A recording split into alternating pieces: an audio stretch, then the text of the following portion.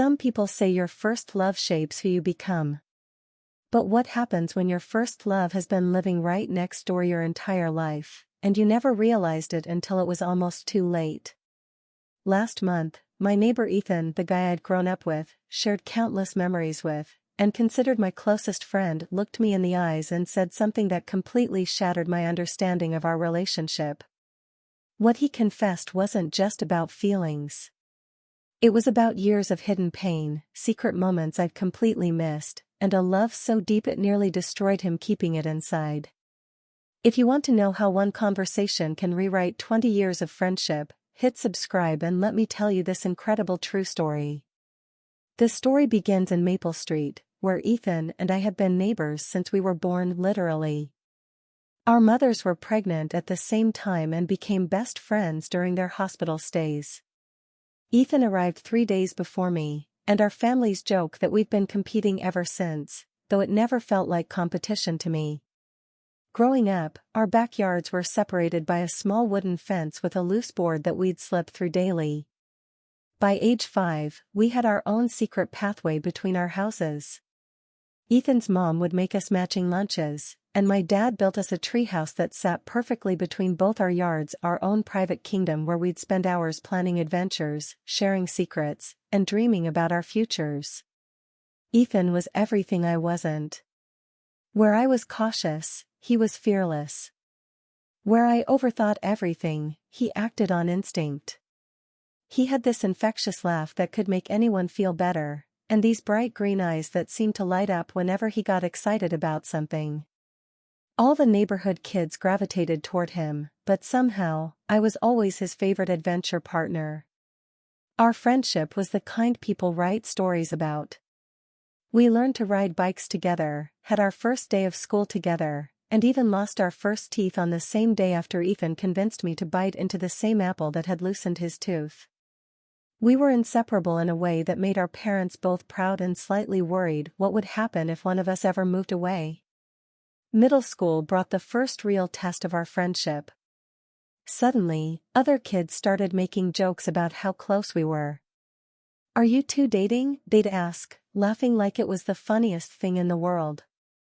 I'd get embarrassed and defensive, but Ethan would just shrug it off with that easy confidence of his. "Let them think whatever they want," he'd say. "We know who we are." High school changed things more dramatically. We were still neighbors, still best friends, but we started developing different interests. I got into photography and joined the school newspaper, while Ethan discovered he had a natural talent for music and started playing guitar in local coffee shops. Girls started noticing him, really noticing him, and I'd watch from my bedroom window as different cars would drop him off after dates. I started dating too, though never as successfully as Ethan seemed to. My relationships always felt forced, like I was going through the motions because it's what everyone expected. But I figured that was normal, not everyone could be as naturally charismatic as my neighbor. The weird part was how Ethan reacted to my dating life. He'd get quiet whenever I mentioned a girl I liked, and he never seemed to approve of anyone I brought around. I chalked it up to best friend protectiveness, the same way I felt slightly uncomfortable when he'd talk about his romantic conquests. Looking back now, there were so many signs I completely missed. But at 17, I had no idea that my childhood neighbor was harboring feelings that would eventually tear both of us apart. Have you ever been oblivious to something important that was happening right in front of you? Because I was about to discover I'd been blind to the most obvious thing in the world. Senior year of high school was when I first noticed something was really wrong with Ethan, though I couldn't put my finger on what it was. We'd been accepted to different colleges, me to State University about 2 hours away, and him to a music program in California. The distance felt impossible to imagine after a lifetime of living next door to each other. But it wasn't just the impending separation that was affecting him. Ethan started having these mood swings I'd never seen before. One day he'd be his usual confident self, making plans for us to stay in touch and visit each other. The next day he'd be distant and moody, barely responding to my texts and avoiding our usual hangouts in the treehouse. My girlfriend at the time, Sarah, noticed it too. Your neighbor seems really upset about something, she mentioned after a particularly awkward double date where Ethan had barely spoken to anyone. Is he okay? I confronted Ethan about it directly. Dude, what's going on with you lately? You've been acting weird for weeks. He was sitting on his back porch, tuning his guitar with more focus than the task required. Just stressed about college stuff, he said without looking up. Senior year pressure, you know? But I knew Ethan better than anyone, and this wasn't senior year stress. This was something deeper, more personal. He'd always been an open book with me, sharing everything from his fears about his parents' marriage to his dreams of becoming a professional musician. This new secretiveness felt like a wall between us. The breaking point came at prom. I'd asked Sarah, obviously, and assumed Ethan would ask Jessica, a girl from his music class who clearly had a crush on him. Instead, he announced he wasn't going at all. What do you mean you're not going to prom? I asked, genuinely shocked. It's senior prom, Ethan. We've been talking about this since we were kids. I just don't feel like it, he said, but his voice had this edge I'd never heard before. Go have fun with Sarah. You don't need me there. Something about the way he said you don't need me felt loaded with meaning I couldn't understand. I spent the entire night at prom wondering why my best friend was pulling away from me just when we had so little time left together. After graduation, the distance between us became physical as well as emotional. I spent the summer working at a local photography studio, while Ethan took a job at a music store across town. We barely saw each other except for quick waves when we were both home. Our mothers noticed too. You boys used to be joined at the hip, my mom mentioned one evening. Did you have a fight? I wished it was that simple. A fight I could understand, could fix. This was something else entirely, like Ethan was preparing to disappear from my life completely, and I couldn't figure out why. The night before we both left for college, I climbed through our old fence gap one last time and knocked on his bedroom window. We needed to talk, to figure out whatever was wrong between us. What I discovered that night would change everything I thought I knew about my neighbor and best friend. Have you ever felt someone pulling away from you but couldn't understand why? Because I was about to learn that sometimes the people closest to us are hiding the biggest secrets. Ethan's bedroom looked exactly the same as it had when we were kids, band posters on the walls, his guitar collection in the corner, and the window that faced directly into my room. When he let me in that night, I could see he'd been packing for California, his entire life being sorted into boxes and suitcases.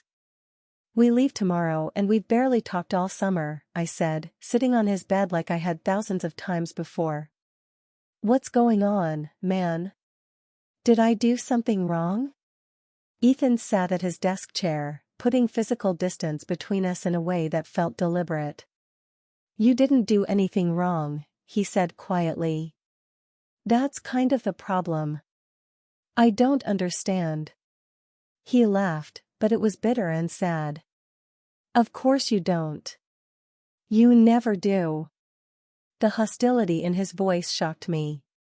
In 20 years of friendship, Ethan had never spoken to me like that, like he resented me for something I was completely unaware of. Then explain it to me, I said, trying to keep my voice calm. We're about to live on opposite sides of the country. Whatever this is, we need to fix it now. Ethan was quiet for a long time, just staring at his hands. When he finally looked up, his green eyes were filled with tears. You really want to know what's wrong? You want to know why I can't be around you anymore? Yes. It's because every time you talk about Sarah, or any girl you've dated, it feels like someone's ripping my heart out. It's because watching you fall in love with other people while you see me as just your neighbor, just your friend, is slowly killing me. The words hung in the air between us. I felt like I was hearing them in slow motion, each syllable rearranging everything I thought I knew about us. Ethan, what are you saying? I'm saying I've been in love with you since we were 15 years old, he said, tears now flowing freely.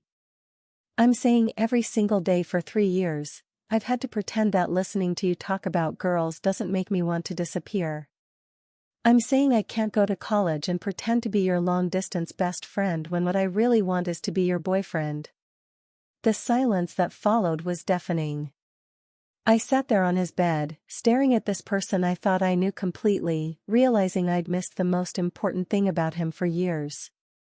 I know you're not gay, Ethan continued, his voice breaking. I know this ruins everything between us.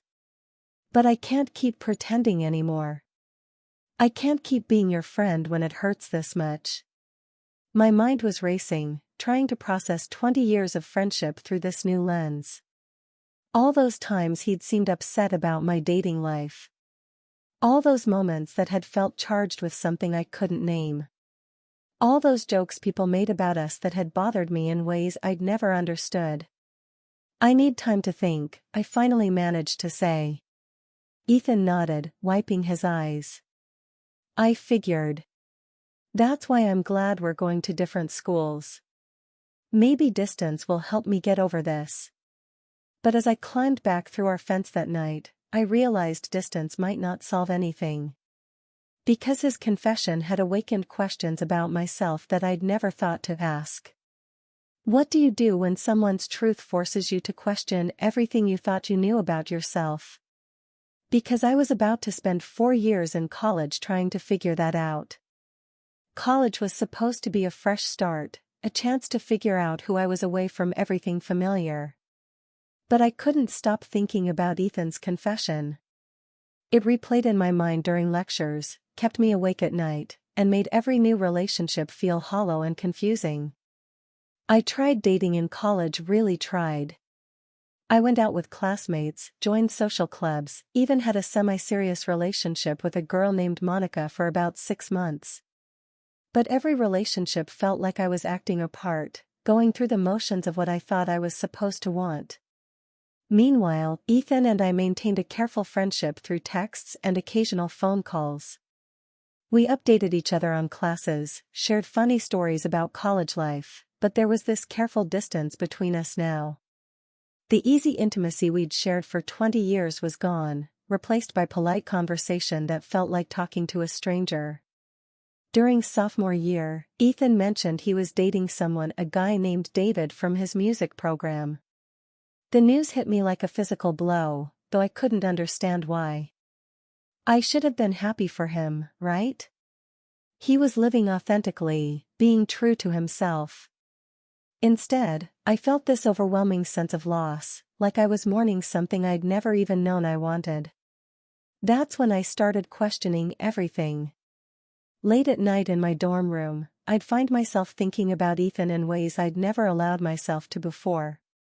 I'd remember moments from our childhood and adolescence, the way he'd look at me sometimes, the comfort I'd always felt in his presence, the inexplicable jealousy I'd feel when he dated girls in high school. I started researching, reading about sexuality and how it could evolve or be discovered later in life. I talked to the counseling center on campus, trying to understand these feelings that seemed to come from nowhere but also felt like they'd been buried inside me forever. The turning point came during spring break of my junior year. I was home for the first time in months, and I saw Ethan in our old treehouse. He was alone, playing guitar and singing softly to himself. Without thinking, I climbed up to join him. "Hey, stranger," I said, settling into my old spot across from him. He looked surprised but not unhappy to see me. "Hey yourself. How's school?" For the first time in years, we fell into easy conversation. The awkward distance disappeared, and we were just us again, 2 kids who'd grown up together, sharing space in our secret hideaway. But there was also this new awareness between us, this unspoken acknowledgement of what he'd confessed and how it had changed everything. "I miss this," I said as the sun started setting. "I miss us." Ethan set down his guitar. "I miss us too. But we can't go back, can we?" What if we didn't go back? What if we went forward instead? The hope and fear in his expression was heartbreaking. What are you saying? I'm saying I've spent 3 years trying to figure out why every relationship I've had feels empty. I'm saying maybe the reason I've never felt for anyone what other people describe as love is because I've been looking in the wrong places.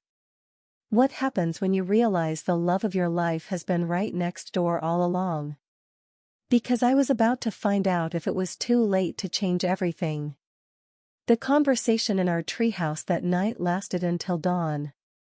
For the first time in 3 years, I was completely honest with Ethan about what I'd been going through: the confusion, the failed relationships, the growing realization that my feelings for him went far deeper than friendship.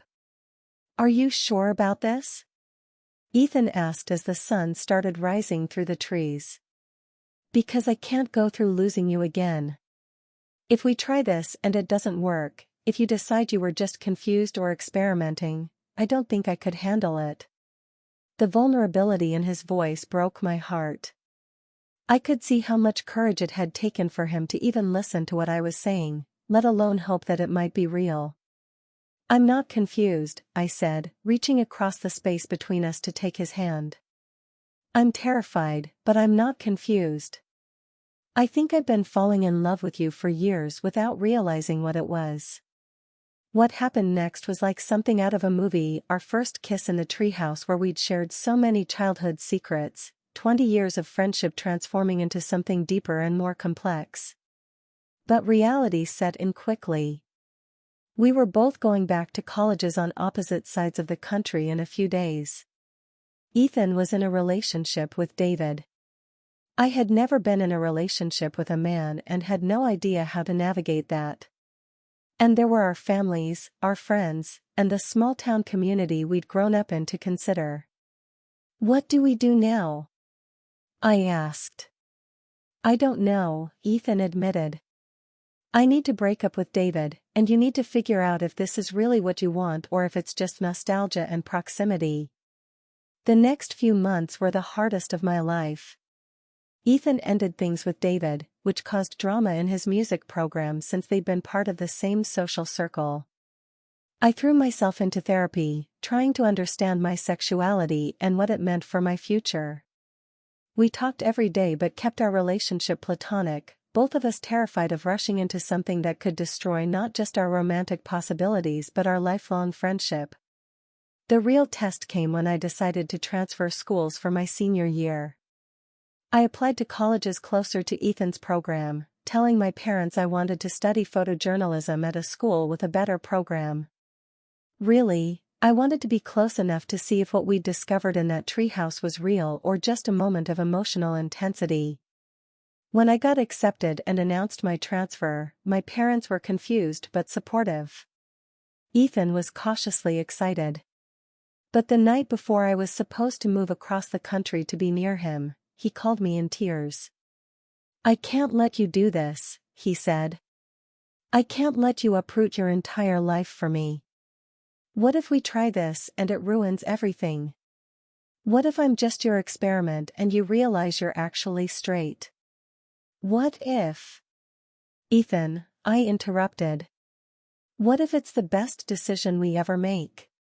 The silence on the other end of the phone felt eternal. Have you ever had to choose between playing it safe and risking everything for love? Because that phone call would determine the rest of our lives.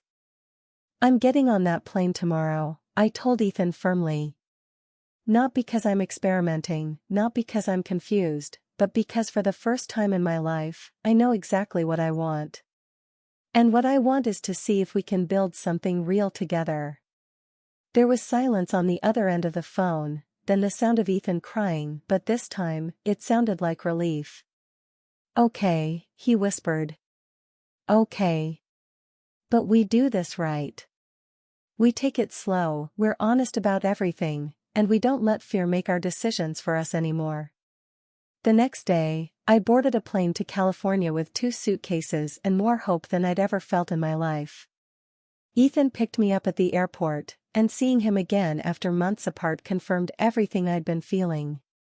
This wasn't nostalgia or confusion, this was love, pure and simple.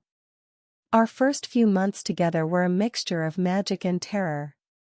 Everything felt natural between us, the conversations, the shared interests, even the physical intimacy that had seemed so daunting from a distance. But we were also navigating coming out, dealing with long-distance family relationships, and figuring out how to be partners instead of just neighbors and friends. The hardest part was telling our parents. We decided to do it together over Christmas break, sitting in my family's living room with both sets of parents present. "We have something to tell you," I started, my heart pounding so hard I was sure everyone could hear it. "We're together," Ethan finished simply. "As in, we're dating. We're in love." The silence that followed felt endless. Then my mom started crying, not sad tears, but the kind of tears that come with sudden understanding. "You know what?" she said, looking between us. "This makes perfect sense. You two have always been soulmates. I just never imagined it would be this kind of love." Ethan's parents took it harder initially, but his mom later admitted she'd suspected for years that he was gay and had been waiting for him to feel safe enough to tell them. Senior year flew by in a blur of classes, job applications, and building our relationship on this new foundation. We found an apartment together after graduation, both of us landing jobs in the same city, me at a local newspaper, Ethan teaching music lessons while pursuing his own artistic career. 5 years later, we're still here. Still neighbors, in a way, though now we share the same address. Still best friends, though now that friendship includes a love I never knew I was capable of feeling. People ask us sometimes how we made the transition from friends to partners, and the truth is, we didn't transition at all. We just finally acknowledged what had always been there, waiting for us to be brave enough to see it. Last month, Ethan proposed to me in our old treehouse, which our parents have maintained all these years as a symbol of our enduring connection. I said yes, obviously, because some love stories are 20 years in the making. What would you do if you discovered your soulmate had been right next door your whole life? Because sometimes the greatest love stories start in the most ordinary places. They say you can't choose who you fall in love with, but I think that's only half true. I think love chooses you, but you have to be brave enough to choose it back. Ethan chose to be vulnerable with me when it would have been easier to stay silent. I chose to question everything I thought I knew about myself when it would have been easier to stick with what was familiar. Our story isn't just about two neighbors who fell in love. It's about the courage it takes to be honest about who you are and what you want, even when that truth might change everything. It's about how the deepest love often grows in the most unexpected places, or in the most expected places that you were just too scared to see. If you enjoyed this story, don't forget to like, comment, and subscribe for more true stories. And remember, sometimes your person has been right there all along, waiting for you to realize what everyone else already sees.